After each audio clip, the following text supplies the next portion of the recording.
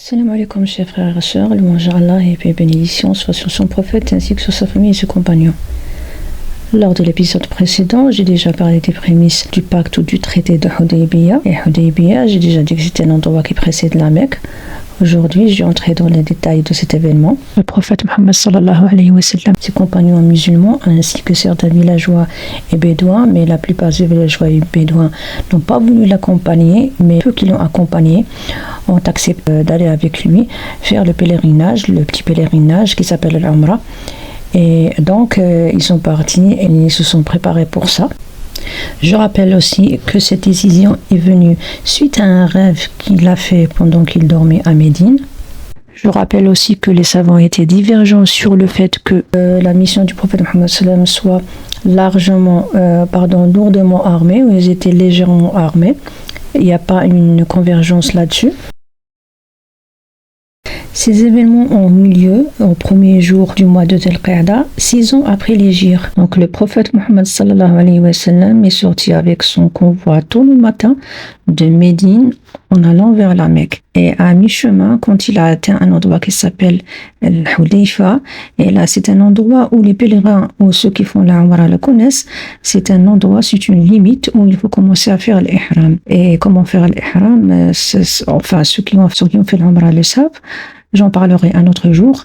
Donc, il commençait à l'ihram à ce point-là.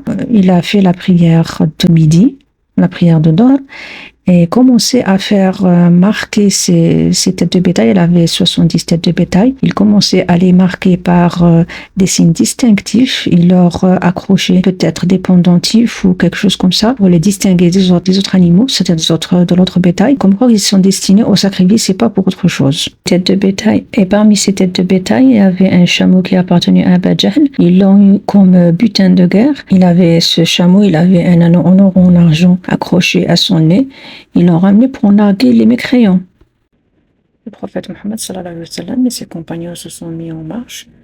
Et il y avait un groupe de compagnons qui étaient avec eux, qui étaient détachés, un petit détachement à reculer pour faire de la reconnaissance. Ils ont mis des informations sur une petite menace venant d'une tribu arabe, des Bédouins, qui les guettaient pour les attaquer. Et donc, ils ont fait un plan, le prophète Mohammed sallallahu alayhi wa sallam et les compagnons ont fait un plan pour déjouer cette menace potentielle. Et donc, une fois déjoué, ce petit détachement s'est éloigné du groupe principal. L'un d'eux, il y a un compagnon musulman qui s'appelle Abu Qatada. Il n'était pas en mode ihram, donc il a rencontré dans le désert un âne sauvage et il avait le droit de le chasser. C'était interdit de chasser pour ceux qui font le ihram, mais Abu Qatada n'était pas en mode ihram, donc il avait le droit de le chasser. Il l'a chassé, il l'a égorgé, il l'a ramené avec lui. Et dès que ce petit détachement s'est rapproché du prophète Mohammed sallallahu alayhi wa sallam, ils ont rejoint le groupe principal, guidé par le prophète Mohammed sallallahu alayhi wa sallam. Ce compagnon Abu Qatada a demandé l'autorisation au prophète Mohammed sallallahu alayhi wa sallam de manger de la viande de cet âne sauvage. Et c'était accordé par le prophète Mohammed sallallahu alayhi wa sallam, donc c'était licite de manger de la viande de l'âne. Et la preuve en est que le prophète Mohammed sallallahu alayhi wa sallam a demandé de manger de cette viande, donc c'est halal. Après cette courte pause, le prophète Mohammed sallallahu alayhi wa sallam ainsi que ses compagnons se sont remis en route et ont fait une deuxième pause dans un lieu. Durant cette pause, l'espion dépêché à la Mecque pour lui apporter des nouvelles, des renseignements, est revenu. Il a rencontré la troupe du prophète Mohammed sallallahu alayhi wa sallam. Il est venu avec des renseignements faisant état que l'armée de Quraysh ou la tribu mécréante de Quraysh a mobilisé ses troupes, a mobilisé une armée à cette tête Khalid ibn al-Walid, et ils se sont positionnés dans un endroit où ils attendent la troupe du prophète Mohammed sallallahu alayhi wa sallam pour les empêcher d'entrer à la Mecque pour accomplir le pèlerinage. Et ils ont posté sur chaque montagne 10 hommes pour guider l'arrivée de la troupe du prophète Mohammed sallallahu alayhi wa sallam. Alors, qu'est-ce qu'il a fait? Il a consulté ses compagnons et s'est retourné vers eux comme d'habitude pour prendre la décision adéquate dans ces moments critiques. Alors, il a demandé qu'est-ce qu'il faut faire avec l'armée de Quraysh? Est-ce qu'il faut entrer en guerre avec eux, en bataille avec eux, qui sont à la tête de 1300 environ compagnons. La dernière fois, j'ai dit 700, mais je rectifie, ils étaient 1300. Ça dépend des récits, mais les plus probables sont 1300 hommes Donc, est-ce qu'il faut entrer en guerre avec l'armée de Quraysh, de la tribu mécréante de Quraysh, ou juste continuer notre chemin vers la Mecque, vers la Kaaba, pour faire le rituel des circumambulations, sans entrer en guerre? S'ils attaquent, on riposte. S'ils n'attaquent pas, on continue notre chemin d'une manière la plus pacifique du monde. Donc, il y a deux propositions. Soit faire la paix ou faire la guerre. Du prophète Mohammed sallallahu alayhi wa sallam, qui est Abu Bakr as-Siddiq, posé que, d'abord il a dit Allah wa rasuluhu alam, donc Allah et son prophète savent le mieux, mais quand même il a donné un point de vue qui est d'aller faire le pèlerinage, le petit pèlerinage, comme si de rien n'était. Il faut ignorer cette armée, il faut ignorer cette menace, mais s'il y a une attaque, on riposte. S'il y a rien, on fait rien, on continue notre rituel et puis c'est tout. Le prophète Mohammed sallallahu alayhi wa sallam a pris en considération cet avis de Abu Bakr as-Siddiq. Il a dit à ses compagnons, après consultation, il a dit que je vous donne le feu vert de prendre votre route vers le pèlerinage. S'il y a lieu, sans attaque, sans menace, sans rien, tant mieux. S'il commence à nous faire obstacle, à nous empêcher de faire le pèlerinage, alors on riposte avec nos armes. Donc allez-y au nom de Dieu, tout en sachant que son espion lui a renseigné la position exacte des détachements de l'armée de Quraysh, de l'armée de la tribu Empire Quraysh. Un détachement était chapeauté par Khalid ibn al-Walid et l'autre détachement était chapeauté par Akrima ibn Abi Jahl. Ils étaient séparés de la position du prophète Mohammed sallallahu alayhi wa sallam à 15 km, et en cours de route, le prophète Mohammed sallallahu alayhi wa sallam commençait à briefer ses compagnons parce que l'espion a donné l'information juste au prophète, et en cours de route, il commençait à avertir ses compagnons que nous sommes séparés aux positions de l'ennemi à 15 km. Il les a ordonnés d'aller vers le côté droit pour faire face au détachement de Khalid ibn al-Walid. Ils ont continué le marche, ils marchaient jusqu'à ce qu'ils ont vu le détachement de Khalid ibn al-Walid. Ils sont en vue en face à face, et derrière le détachement de Khalid ibn al-Walid, il y avait la Kaaba. Donc c'était, la Qibla, la direction de la prière. Le prophète Mohammed sallallahu alayhi wa sallam a donc décidé d'accomplir la prière du Dahr de midi avec ses compagnons en groupe. Ils ont accompli leur prière, après quoi, en attendant, la troupe de Khalid ibn al-Walid, la troupe des mécréants, la troupe de la tribu mécréante de Quraysh, les Arabes, voulaient les prendre par surprise pendant qu'ils faisaient la prière de Dahr, la prière de midi. Ils attendaient que quelqu'un décide, qu'il fasse le pas, mais ils n'ont pas fait. Ils ont délibéré entre eux, ils se sont consultés les uns les autres, et donc ils savaient qu'il y aura une deuxième prière après la prière de Dahr de midi, et c'était la prière de l'Asr, la prière de l'après-midi, donc une prière qui se situe en fin d'après-midi entre 4 heures, de 4 heures à 18 heures, ça dépend des lieux.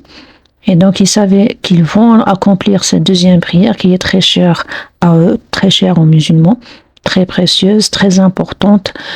Et donc, ils savaient qu'ils allaient l'accomplir et non pas éviter de l'accomplir ou arrêter la prière à cause d'une attaque surprise. Et entre-temps, il fallait faire la prière de la peur.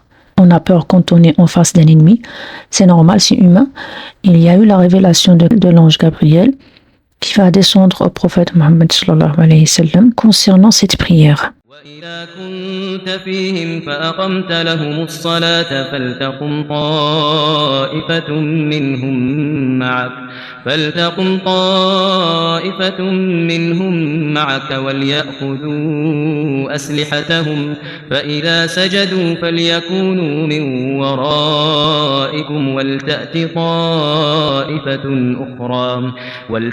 طائفة أخرى لم يصلوا فليصلوا معك وليأخذوا حذرهم وأسلحتهم ود الذين كفروا لو تغفلون عن أسلحتكم وأمتعتكم فيميلون عليكم ميلة واحدة ولا جناح عليكم إن كان بكم أذى من مطر أو كنتم مرضى أن تضعوا أسلحتكم وخذوا حذركم إن الله أعد للكافرين عذابا مهينا. La traduction de ce verset 102 de Surat An-Nisa est la suivante. Et lorsque tu t'apprêtes à diriger la prière en commun, c'est-à-dire la prière du groupe avec tous ses compagnons, qu'un groupe de combattants en armes se déplace derrière toi, donc il y aura deux groupes. Un groupe qui porte les armes et se place derrière toi pendant que ces derniers prient pendant cette prière de ce premier groupe, qu'un second groupe monte la garde derrière eux. C'est-à-dire un groupe, il fait la prière derrière le prophète et l'autre groupe, il monte la garde parce qu'il y a un ennemi en face d'eux. Il faut qu'ils montent la garde. Puis ceux qui n'ont pas encore prié viennent toujours sur leur garde et en armes accomplir la prière. Et à tour de rôle, ceux qui montaient la garde, vont faire la prière à leur tour et les autres vont les remplacer. Les impies n'attendent qu'une seule chose, l'armée de la tribu mécréante de Quraysh n'attendent qu'une seule chose, que vous négligiez vos armes et vos bagages pour fondre sur vous comme un seul homme. Que les musulmans s'occupent à faire la prière et qu'ils oublient leurs armes et qu'ils baissent la garde et du coup les mécréants peuvent attaquer. Vous ne commettez cependant aucun péché si, gêné par la pluie ou indisposé, vous déposez vos armes, mais demeurez toujours vigilant. Allah a préparé aux mécréants un châtiment humiliant. Il s'agit là évidemment de la prière de la peur, c'est la prière de l'Asr, qui est déclinée de cette manière afin de ne pas être pris surprise par les ennemis. C'est un verset qui a été révélé entre la prière de midi et la prière de la fin d'après-midi, donc entre la prière de Ad-Dahr et la prière de l'Asr. Dès que le prophète Mohammed les a fait connaître ce verset, ils l'ont appliqué, donc le premier groupe a pris leurs armes pour ne pas être distrait par la prière, et donc il faut qu'ils se concentrent sur la prière et se concentrent en même temps sur la bataille qui va éclater éventuellement, une menace imminente. Donc ils ont pris leurs armes, soit l'épée ou les armes de l'époque. Ils commençaient à faire la prière. Et ça a donné, ils ont fait la prière à tour de rôle, en même temps, mais à tour de rôle, parce qu'il y avait deux lignes qui se sont alternées sur la prière, c'est-à-dire la première ligne ou le premier groupe, quand il fait la prosternation, l'autre, il est debout pour surveiller. Et quand ils ont terminé la première ligne, quand elle a terminé la première unité, la deuxième ligne qui était en second plan va remplacer la première ligne et quand ils vont faire la prosternation, la deuxième ligne va rester debout pour faire le guet, pour surveiller. Et quand ils ont terminé, ils ont fait en même temps, tout le groupe, les deux groupes, ont fait en même temps as-salam, la sortie de prière. Et donc ça a donné que les deux groupes, les deux lignes, ont accompli 2 unités de prière. Donc après avoir terminé la prière, la troupe du prophète Mohammed sallallahu alayhi wa sallam attendait sur place. En face, il y a la troupe ennemie de Khalid ibn al-Walid, la troupe de l'armée mécréante, les ennemis, et derrière eux, il y a la Kaaba. Les deux attendaient que l'un commence l'assaut, mais il n'y avait rien jusqu'à maintenant, jusqu'à ce que le jour commençait à décliner, il commençait à faire nuit. On approche la prière du Maghrib, mais pas encore. Alors le prophète Mohammed sallallahu alayhi wa sallam a décidé, a ordonné à sa troupe d'aller vers une deuxième fois, d'emprunter le chemin qui est à droite de la troupe des mécréants, de la troupe ennemie, de contourner le chemin, de rallonger le chemin afin d'aller vers la Mecque du côté ouest. Et c'est un chemin très difficile à emprunter, très sinueux, afin d'éviter aussi le détachement de Khalid ibn Walid, le détachement de l'ennemi, de la troupe ennemie mécréante, Khalid ibn Walid. J'ai dit que le chemin qu'ils ont emprunté était difficile et il était très sableux, et donc ils ont soulevé la poussière en passant par là avec leurs chameaux et avec leurs pieds. Et donc il faisait en plus nuit, à la faveur de la nuit. Le détachement de l'armée mécréante, commandé par Khalid ibn al-Walid, n'ont pas fait attention au déplacement de la troupe des musulmans. Ces musulmans qui allaient bientôt aboutir dans le site qui s'appelle Al-Hudaybiyah. Et c'est par rapport à ce site qu'on a appelé ce pacte le pacte ou le traité de Hudaybiyah. Le détachement de l'armée mécoise, de l'armée de Quraysh, commandé par Khalid ibn al-Walid, quand il a vu la disparition de la troupe ennemie, de la troupe des musulmans, ont fait Bordeaux et rentré à la Mecque avertir le commandement central de Quraysh. Sur ce, je termine. J'espère que vous avez aimé. Si vous avez aimé, n'hésitez pas à liker. Si vous avez des questions, écrivez-moi en commentaire. Je me contente de ça pour aujourd'hui. Restez fidèles à la prochaine, Inch'Allah, si Allah me prête vie. Salam.